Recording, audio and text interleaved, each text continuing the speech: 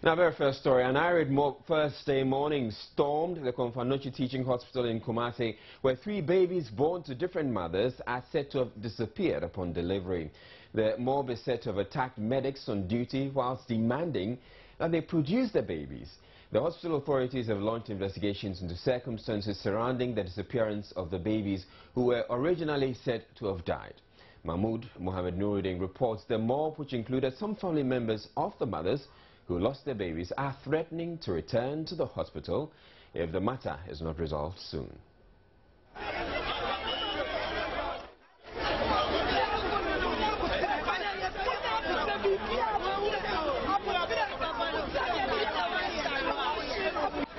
The demonstrators stormed the hospital Thursday morning to demand the body of the baby.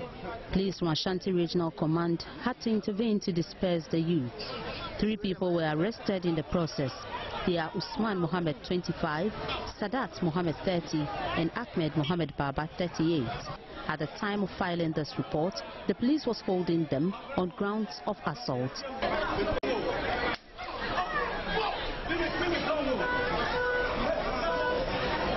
According to the police, some nurses and doctors at the hospital were assaulted by the angry youth. In the course of their actions, they have assaulted some nurses and doctors and other hospital staff. We quickly sent people there. They managed to call the situation, disperse them, and arrested 3 of them. Those are in our custody and assisting in our investigation. ASP Mohammed Tanko, police PRO in the region, say by the end of the week the nurses would be interrogated. Joynews inquired why the nurses of the hospital did not report to police for interrogation, but rather lodged a formal complaint after Thursday's incident. Family members and sympathizers who were at the regional police command maintained the action of the police would not stop them from demanding the body of the baby, dead or alive.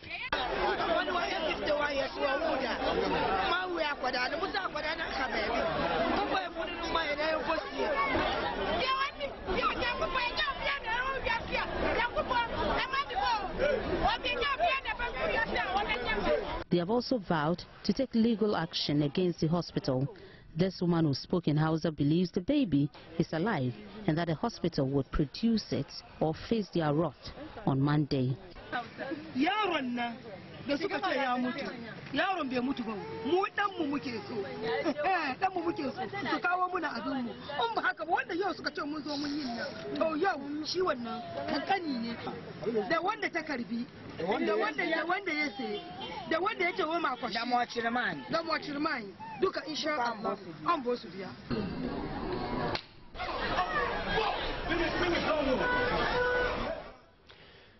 The Speaker of Parliament has deferred the motion filed by the MP for Nshaiso calling for a termination of the ongoing capitation program which is currently being piloted in the Ashanti region. According to Dr. Richard Atani, the NHIS 2014 target of 1,995,940 subscribers will not be realized if the program continues. The member for Nshaiso and the ranking member of the Committee on Health, Dr. Richard Atani, stated in his submission that out-of-pocket expenditure recorded in the hospitals in the region has doubled. He said the pilot program also discriminates against the Ashanti region. Out-of-pocket expenditure as a percentage of the total health expenditure in the eastern region was 36%, whereas in the Ashanti region it was 64%. Instead of creating equality or an improvement in health access, the implementation of the capitation program in Ashanti has skewed out-of-pocket expenditure against the people of Ashanti. Mr. Speaker, by the implementation, first through a pilot and then a so-called phased implementation, the issues of discriminatory treatment with respect to access to health care and discriminatory catastrophic out-of-pocket expenditure have been brought to the fore. The majority leader then came in with a proposal for an amendment to the original motion filed by the MP for Nshaiso, which sparked arguments on the floor. He's seeking to say that as the motion stands, let's simply delete the word extend, the word terminate, and add the word extend. and then we come to the end of Ashanti region and add to other regions of Ghana. And in that, we are also keeping faith with the fact that it is a legitimate legal requirement. And the only reason why you can terminate its implementation is to amend the law.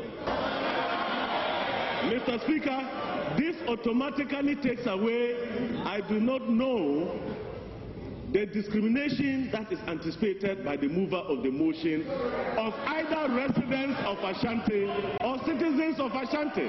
It will not arise. MP for Brekum East, Dr. Kwabena Chum Nyama, disagreed with the majority leader's suggestion, saying it will rather aggravate the situation. But if piloting this in Ashanti region has brought these negative results to the Ashanti region and all these challenges, why is the authority trying to extend this payment mechanism to other regions of the country? Mr. Speaker, I shudder to say that if this mechanism is extended to other regions, then the target of the country into increasing the level of active membership in 2014 will not be achieved. The Speaker then brought the House to order and ruled after listening to the suggestions from members of the House. Give you the opportunity to go and consult, build a consensus around this matter, because I share the sentiments expressed on the floor of the House that we cannot put aside the health of our people. The MP for Manso Edubia, Frimpong Ado, justified the call for the termination of the program. The NHIA itself hired a consultant to review the capitation in Ashanti region, and the recommendation that they gave was that they were not in the position to recommend its extension to other places. So if the consultant has said this, then it means something terribly has gone wrong. Still in Parliament, the Minister for Transport was in the House to answer to a question on the rehabilitation of the Sunyani Airport, which he said will commence later this year. The Minister of Agriculture, who was represented by his deputy, Dr. Ahmed Yakubu Hassan, also answered questions on the Asantewaa irrigation project and the total number of tractors and accessories imported from India in 2008. In other news, vetting of aspirants to national executive positions in the New Patriotic Party was concluded today, with a final batch of 23 appearing before the party's committee. They include controversial incumbent General Secretary Kwejo Owusu-Efriye and Chairman Jake Ubechebi Lamte. The 44 angling for 10 key leadership positions are hoping to be given the chance to lead the party in the 2016 election. The vetting process follows a successful filing of nomination forms and payment of necessary fees by the aspirants. 44 aspirants in all were subjected to the vetting process, which was held in Camera, the party's headquarters. The General Secretaries, Treasurers, Vice Chairman and Chairman aspirants were amongst the last batch. In an interview after their vetting, they urged delegates to choose competence over personal loyalties. I'm very confident that we are going to reclaim victory in 2016. Exactly how are you going to do that? As I said, selecting the competent candidates at the local level, making sure the party is genuinely united and moving as a force, and to ensure that the legally elected representatives of our people at the constituencies, the executives, become the fulcrum around which the campaigns are conducted. I think what I'm bringing on board is simple. We all know that we're in a party in opposition. And a party in opposition, we need financial resources to be able to mobilize activities that will give us the victory we require for 2016. So how to get resources to the grassroots constituencies is also a priority that I'm going to ensure that these resources will get there.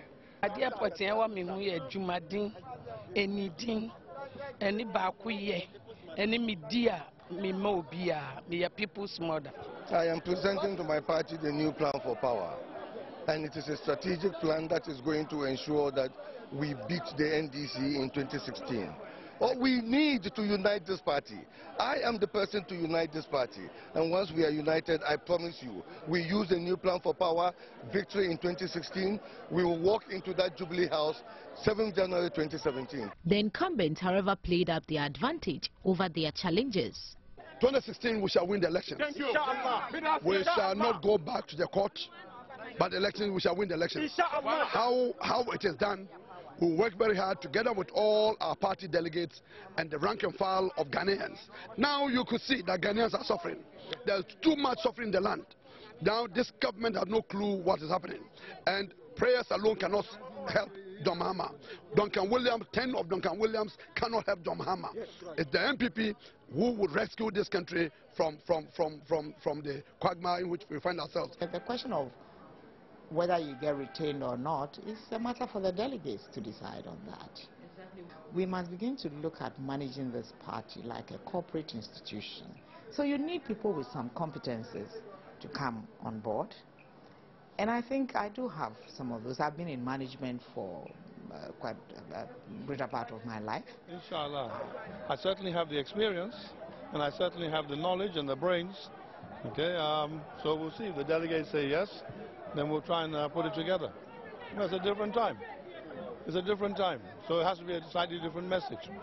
You know, but the same thing is, I mean, the objective is still the same. The objective is to rescue this country from the gang of thieves and try and bring the country back onto proper governance again.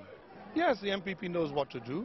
Starts off by being not thieves, by being straightforward people, by making sure that the monies that the country realizes in revenues or in aid or whatever are used for the purposes for which they have been secured. The national executive elections of the party is scheduled to be held in Tamale on April 12, 2014. Staying with politics, former President Jerry John Rawlings has described as incompetent a sizable percentage of government officials serving in President Mahama's government. According to the former president, people have reached the saturation point and felt it is important that Mahama reshuffled his ministers.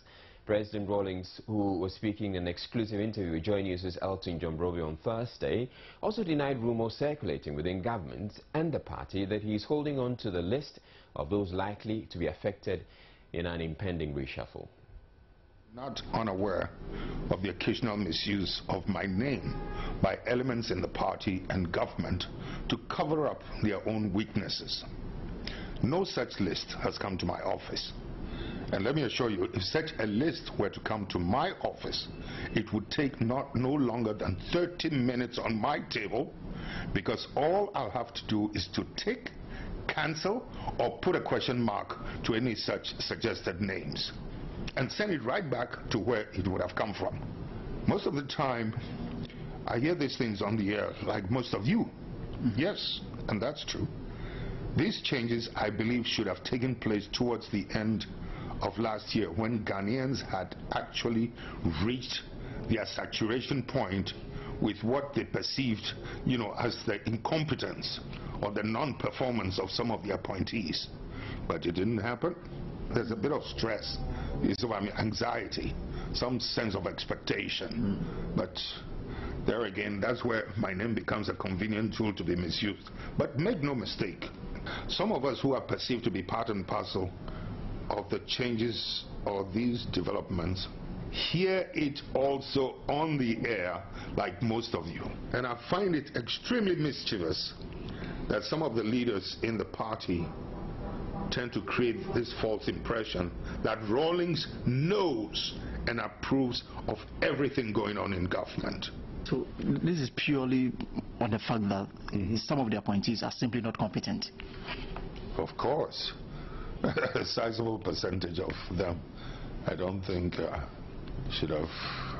were good enough, and they demonstrated it with their time in office. But and I don't think this is a matter of opinion, really. I think we can all see, you know, the result of their work. Also, 2 foreigners were on Wednesday morning attacked in a robbery at the Drakpo Junction near Abo in the Volta region. 2 Beninois who were returning to Benin were said to have been attacked when they stopped to rest after a long drive from Accra. Our roving reporter Seyram Ablan de Souza and Nia Krofismat Abe chanced upon the incident and have come through with this report. The incident, which took place at about 2:15 a.m., is believed to have been perpetrated by some youth from the neighboring communities. ASP Prince Jude Kobna is the district police commander for Abo. What we've gathered is that the driver on charge the vehicle was feeling sleepy. So he decided to park, to him, according to him, a safe place. And where he parked was a bus stop or a bus terminal, and therefore he thought it was okay for him. Then I think right some few minutes after, so two gentlemen came knocking the vehicle, forced to open it and asked him to give them money. And according to them, they were two. So one took control of the driver, then the other one also captured the other side of the vehicle, which is the meats section.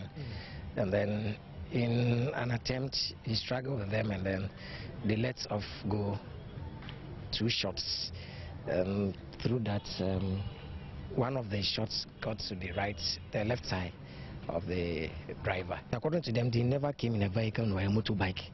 So I'm sure there might be the boys around who just saw this an opportunity for them to strike. But normally they know these foreign vehicles have certain foreign currencies and those things on them. The victims, Raymond Govu, the driver, and his assistant, Godu Ahmad, both sustained gunshot wounds and were rushed to the Sacred Heart Hospital at Verma Abo for treatment. When we visited the scene of the incident, we realized the back right tire of the Renault truck with a Benin registration number AV8853 had been deflated. Their cargo truck full of plastic buckets, soda bottles and plantain chips were however intact. Meanwhile, 5 mobile phones and an amount of 800,000 CFA was taken from the two by the attackers. ASP Kobna says this is an isolated case. As a matter of fact, no, for the whole Christmas coming, patrols have been very effective, and this is an isolated case. And maybe one thing is the lack of caution on the part of the driver. That's one thing I actually made known to him. If you're feeling sleepy, there were so many police checkpoints on the road, customs checkpoints on the road, filling stations which are gathered 24 hours where you could have made, but it's not like the normal human being. He thought a bus stop is with some buildings around, it's okay for him to relax, and then he went ahead to just park at that site. Some residents, however, complained of petty theft in the community. At our last attempt to speak to the victims at 4:30 p.m. Wednesday, after several attempts failed, we were told they had been discharged. Hospital authorities, however, remained tight-lipped on the matter. We're taking a break. We'll be back with World Radio Day. Stay tuned. Road users and traders around the Kwame Nkrumah circle are urging speedy completion of the 3-tier interchange there, pleading that government avoid a situation where the project will stall for any reason. They explain any excuses to delay the project, such as lack of funds, would compound the already heavy traffic situation they're currently having to contend with as a result of the project. The Kwame Nkrumah Circle is a major hub in the road transportation network in Accra, with about 84,000 vehicles passing through daily. Its importance cannot be underestimated as it links the suburban areas of Accra to the central business district. The myriad of commercial activities which take place here, especially at the pedestrian shopping mall and the various bus terminals, draw hundreds of thousands of commuters. One of the admirable features of the Kwame Nkrumah Circle was the ever-flowing fountain, but as construction work has started, it is no more. In place would be a world-class interchange to ease the traffic congestion in the capital. But of great concern to traders and commuters of this road is how soon the project would be completed. They fear that any delay in the completion of the project could aggravate the tense traffic situation in the capital. So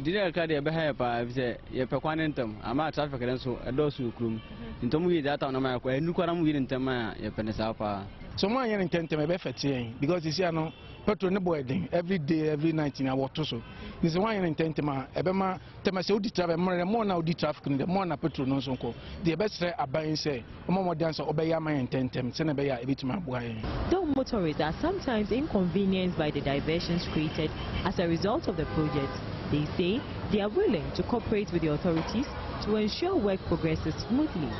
I'm best starting normally a meeting about 3 or 4 times for cathedral.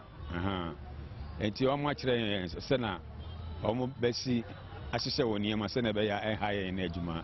Oh, well, recently the mobile more diverting, but on we first, which is a group for Nevicha, a coin, on my direction.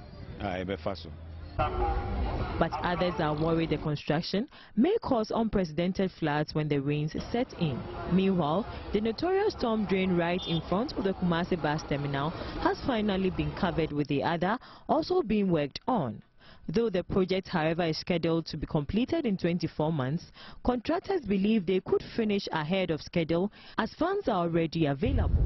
Yafusia Jimfi, Joynews, in Kumasi Circle. Radio is seen by some as a distractive tool, but for others it is a tool for development. As the world commemorates World Radio Day, Upper West Region correspondent Rafiq Salam takes us through the impact radio has had in the region.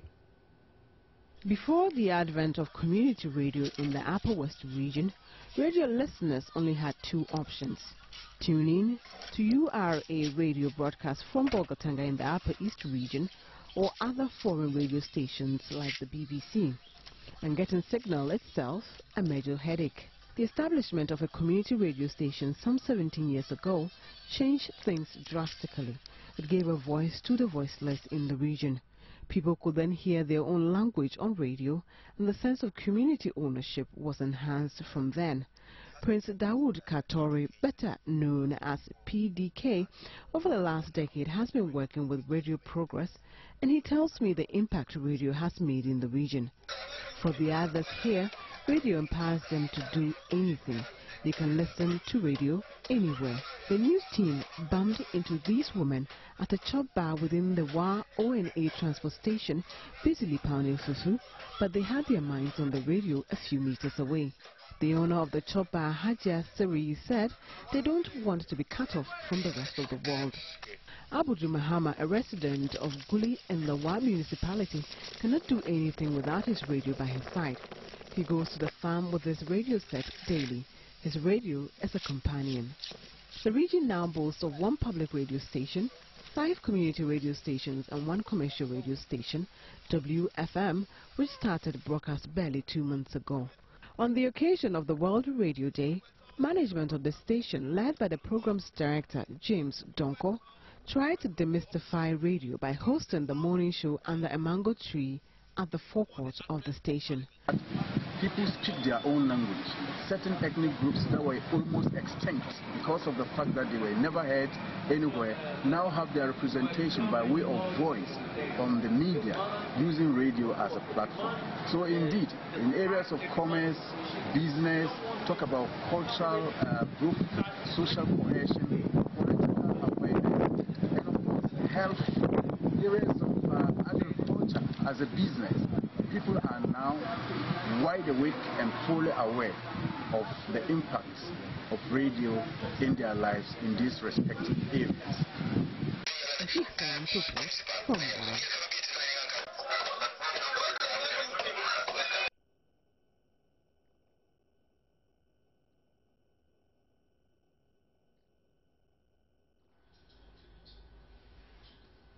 Right, still to come in the bulletin, we'll be doing business, and this time I have Matilda Nyakwa, and then she'll be bringing the business news. But next up in the bulletin, the community-based health planning service compounds are facing challenges with health insurance because the compounds are not accredited by the National Health Insurance Authority, NHIA. Comlado reports there's no insurance cover at these CHIPS facilities. This was revealed by the Volta Regional Director of Health Services, Dr. Joseph Nwete, in an interview with Joynews at the annual performance review in Ho. According to Dr. Nwete, it's unfortunate the National Health Insurance Scheme is only focused on regional and district hospitals.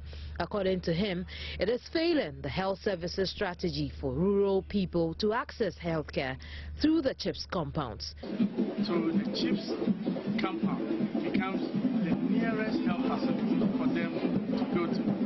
Unfortunately, we have a challenge with health insurance. Health insurance is focusing on regional hospitals and the district hospitals. But how about the CHIPS compound, which are the very primary facilities where people have access to? They are not accredited, as it were. So they gave a provisional accreditation at the beginning, but we realized that there is a need to do a comprehensive accreditation for them to have the free will to be able to be paid appropriately for the primary illnesses that they attend to. Dr. Nweti said there is the need for the health service to dialogue with the National Health Insurance Authority to be able to recognize the CHIPS compounds. Komlado's report for Joynews. Now, as we celebrate World Radio Day today, veteran broadcaster Tommy Annan-Forson calls on the radio stations in the country to adhere to high journalism standards by balancing the right to freedom of expression with responsibility. World Radio Day seeks raise awareness about the importance of radio, which helps to facilitate access to information and educating the citizenry. With 35 years in broadcasting, veteran broadcaster Tommy Annan-Forson commended all radio stations in the country for continuously enlightening the citizenry and contributing to the democratic process in Ghana. You know, I always say that radio can make and unmake, radio can create or destroy. If you look at the situation in Rwanda, where over 800,000 people were killed, it all started with one radio presenter. And I think if the issue of ethics had come in, perhaps this would not have happened. But they say everything happens for a reason. And so if we look at the area of training, if we look at the area of professionalism, you know, reading a lot, listening a lot, and knowing ourselves in terms of this particular profession, which I think is a very, very glorious profession. And I don't think we should just sit down and destroy this profession because you have advantage or you have the opportunity. The microphone is a very small tool but extremely powerful. Vice President of Policy Think Tank Imani Ghana also urged radio presenters as well as social commentators to be responsible in the discharge of their duties. Well, I mean, to everybody who is speaking on radio, just make sure that you have the right information and check your conscience, check your motive, all right? Radio is a good thing, but it's like a knife. You can use it for good and you can use it for bad. When you get on radio, know that you have, you know, gotten to a point of power, and you must be careful how you use that power. I also think that advising people per se does not work. We ought to sanitize our radio stations by taking people to task. Okay, if somebody libels you on radio, somebody slanders you, somebody says something wrong about you, we should have a system which makes it easy for you to take the person on and punish them. Some radio presenters also shared their thoughts about the day. There was no, should I say, competition, or even if there was, the competition was small. 10 years down the lane, the competition has become very big. It's a unique opportunity for us to periodically reflect on how well we're doing and whether there's a need for a reform in terms of the kinds of things that we put out on the radio and how we conduct our affairs. Radio continues to create platforms for citizens to participate in and contribute to governance process across the world. But at the same time, staff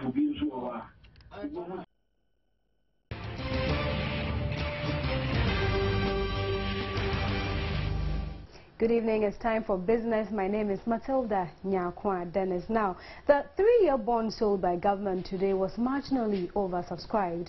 It brought in 465 million Ghana cedis worth of bids from investors. The government is seeking to raise 402 million Ghana cedis. The interest government has to pay on this bond has, however, gone up significantly to 23%, the highest in recent times.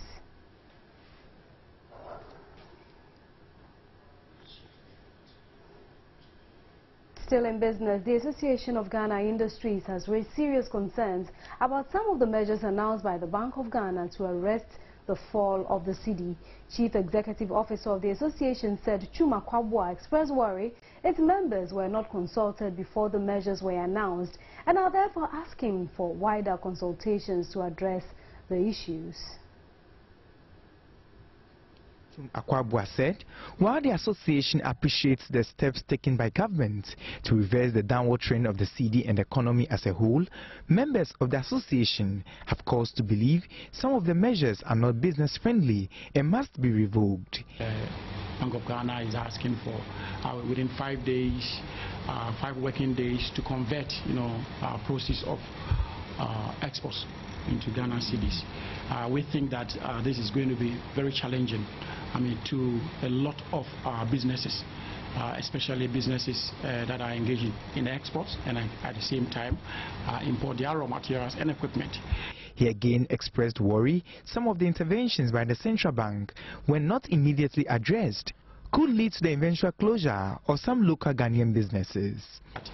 Now, if I have $500,000 bill to pay to my supplier, and I begin to build up this sort of fund in my foreign margin account, and then you want to actually convert it back into Ghana cedis within 60 days, what happens? It's very difficult to really understand.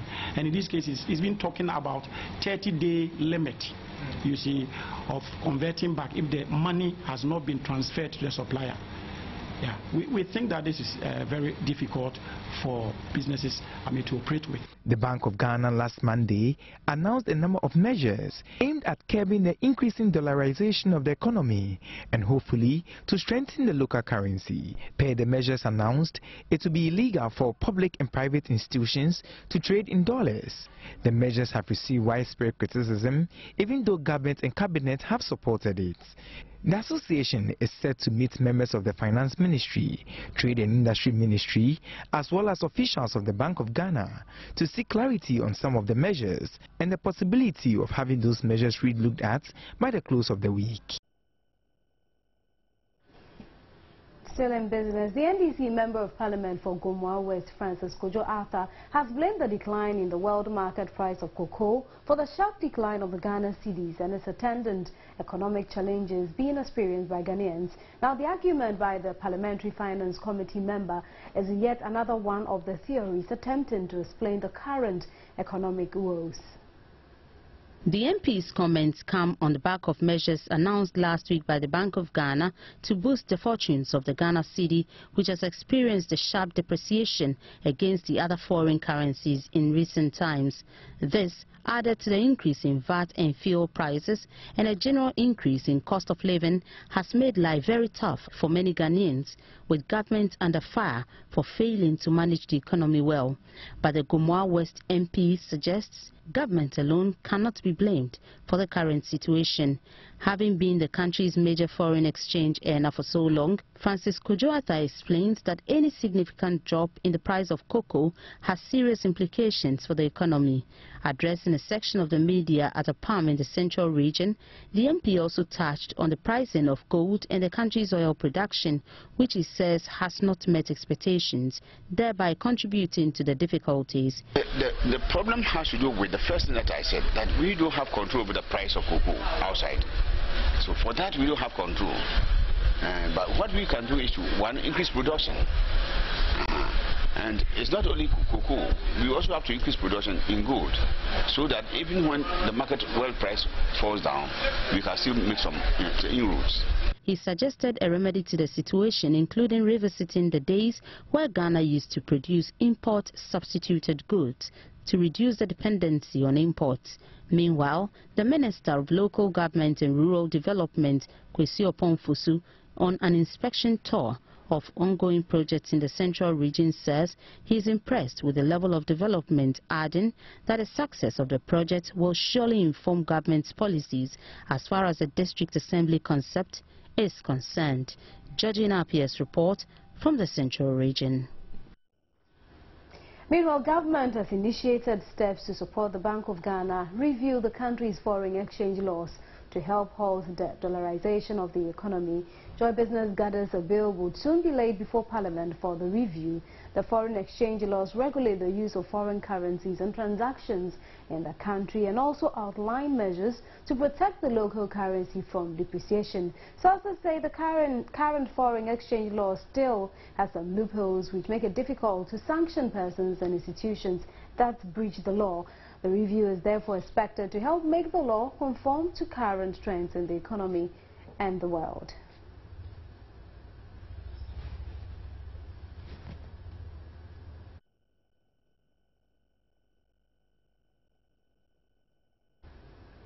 Ambitious professionals with the potential and desire to advance in their leadership and management careers have an opportunity to do so now at Lancaster University, Ghana. The university says its Global Exchange MBA program, which was launched at the campus on Thursday, is designed for such professionals. The Lancaster Global MBA is a 2-year program aimed at developing strategic leaders from all fields. The program, which is set to take off in Ghana from July, is already running in Jordan and Singapore. It is expected to combine the expertise of Lancaster UK in delivering post-work experience programs. We're taking people in from a range of functional backgrounds, so it doesn't matter whether or not you're in pharmaceuticals, or whether or not you're in marketing, or whether or not you come from the petrochemical industry, or whether or not you're in a government position. We believe that by bringing people together from a range of expertise and training, the quality of the class discussion that we can generate will lead to better decision making and a better teaching environment. These future business leaders will develop a network, and part of the MBA offering is joining a network of like-minded individuals who you can call upon. Provost of the university, Professor John Gringa, said Lancaster University Ghana is committed to providing quality programs to ensure that Ghanaians and Africans at large have access to world-class tertiary education without having to travel abroad. Most places in the world you can get an MBA. It may or may not be high quality, but when you present your credentials to a new company or to a potential employer, and you have the Lancaster University program, Lancaster University UK, on your degree certificate, that is an assurance, because we insist on quality. So you pay for quality, as we know that. He said the school was committed to churning out more entrepreneurs to reduce the high unemployment numbers. We are equipping people to take their place, their rightful place in the job market. Okay, but from the entrepreneurial perspective, we are not tied to books. We're tied to learning. We're tied to learning from the past. We're tied to theory, but we do it in a practical way. So all the courses that we're offering, and each one of them is specifically taught using practical examples as well as the theoretical aspects. The course is going to be run on a part-time basis, and students who complete the program will be awarded an MBA certificate by the Lancaster University UK. That is all for business. Up next is sports with George Ado Jr. Very latest in the world of sports, and there is a glimmer of hope for football fans who intend to see the World Cup in Brazil despite their inability to purchase online tickets after the sales of release tickets online last Friday. GFA Vice President in charge of ticketing for the World Cup, Fred Krinzel, has confirmed to Joy Sports the final opening is in the pipeline in April for Ghanaians who still want to be in Brazil. Which is the situation. I mean, FIFA had to close the website for the application of tickets, and that was it. FIFA will come back and let those who have been successful know that they have been successful, so that they could go ahead and pay for their tickets by the 28th of February. Well, it depends on the number of people who apply for tickets. If the number of people who apply for tickets far exceed the quantity that has been allocated to each participating member association, then there will be a random draw. I cannot tell you that offhand, but I know that about 3,000 people applied for, over 3,000 people applied for tickets from Ghana, but our allocation for the first game was 1,975. Well, it's up to FIFA. If you exceed the number of applications, then FIFA will then have to do what they call the random draw. So that is what they will do, because a lot more people applied for tickets as against the number that was allocated to Ghana. Now, FA Cup holders Mediama SC have been handed a 3-key away fixture to Division 1 side Okwel United after this afternoon's draw for the round of 16 stage of the 2014 MTN FA Cup competition. The round of 16 games have been set for the weekend of February 20 to 23 and will see last year's finalist Asante Kotoko playing home to Istanbul FC, with former champions New Dubiase facing Feyenoord in Gomwa. Chairman of the FA Cup committee, Alhaji MND Jawula, despite acknowledging the competition's progress, raised concerns of violence and officiating. So far, I think it's been interesting, and today's parents have even made it far more interesting because we are looking forward to a good pair of matches within this competition, a mix of Premier and First Division clubs and Premier versus Premier. I think is going to say a lot of the coming days. Yeah, we're surprised that all of a sudden we are meeting issues of hooliganism, issues of attacks on officials and the rest, and I think it's quite worrying. It tells you by itself that the competition is becoming keener and keener, and people are beginning to show more interest than before, but that does not mean that spectators should take the law into their own hands. We think all this should stop. We should play football by the rules. If anybody is dissatisfied, he can come by the rules, come to the GFA, make a protest, go on appeal, and then win the case on merit. But to go brutal, as some of them are doing, would not do any good to the competition. Don't forget, this competition is being funded by MTN. They want good mileage out of their investments. Violence will not give them any mileage. Let's talk a bit about the Black Stars now, and Ghana has shockingly dropped 13 places on the latest FIFA World Rankings to 34th and are down to 4th in Africa in the ranking released by the World Governing Body today.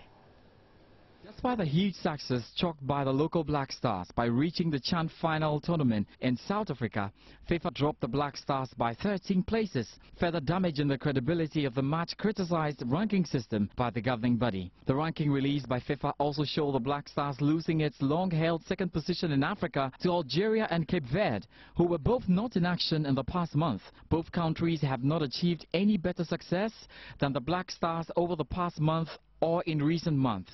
FIFA just last month confirmed it had reached a decision to add the CHAN tournament to its recognized A matches, which are used for the monthly ranking of national teams. Nigeria have dropped 6 places to 47th in the latest world rankings.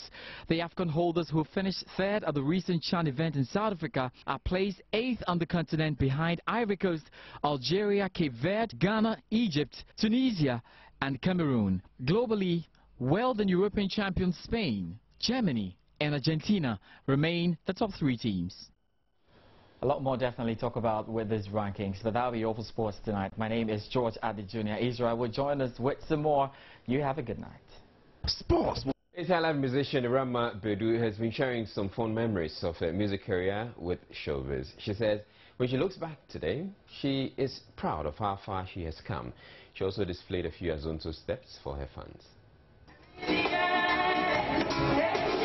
A woman, and you have got a voice of a man, like how I'm talking now. You can use that your voice to sing what you want to sing. It's never you are a woman, so you have to raise your voice. You are going to spoil it. Later on, you can't sing again. High-life musician Rama Bedu says she admires those who wear hot dresses. Me, if I see you dancing and your performance is like short dresses and others. Anyway, I have seen some before, but I couldn't do it like that. I couldn't do it at all like that because I've got some scars, small in my. I don't like it. So all the time I was dressing as a woman. I think if we do this, it's nice. It's nice to some people, you see. But me, if I sing like that, anyway, you find me small, but I don't like. I will never do that. And to also make sure that she's keeping pace with modern trends, she showed us a few steps of Azonto.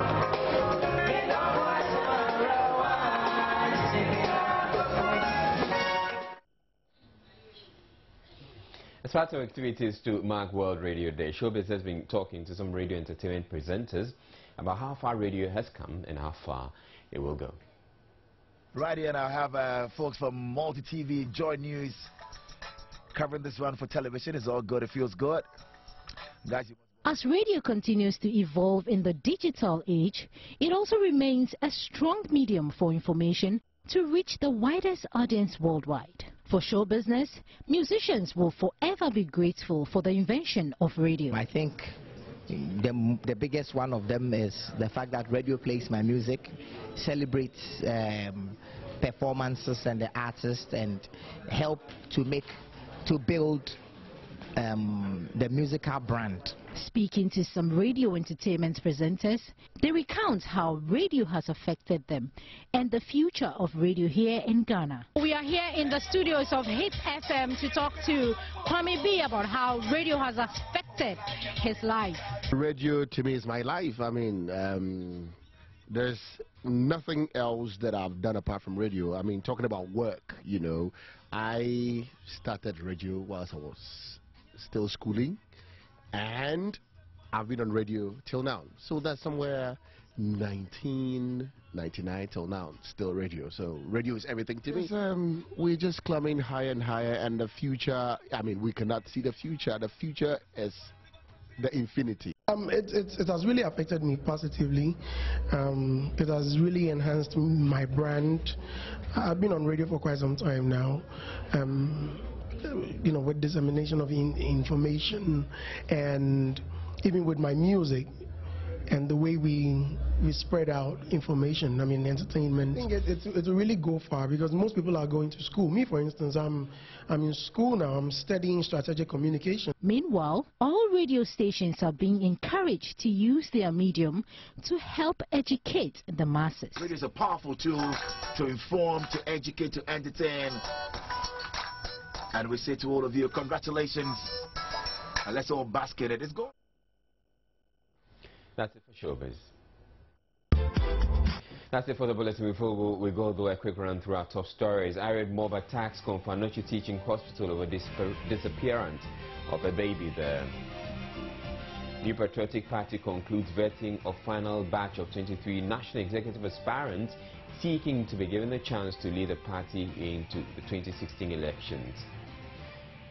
Former President Rawlings demands reshuffle in government, describing a sizable percentage of appointees as incompetent. Speaker of Parliament defers motion seeking to stop piloting of health insurance capitation in Ashanti region. And drop in world price of cocoa cited as another factor contributing to depreciation of Ghana's cedi. That's it for the bulletin. My name is Israel Lion. Have a good evening.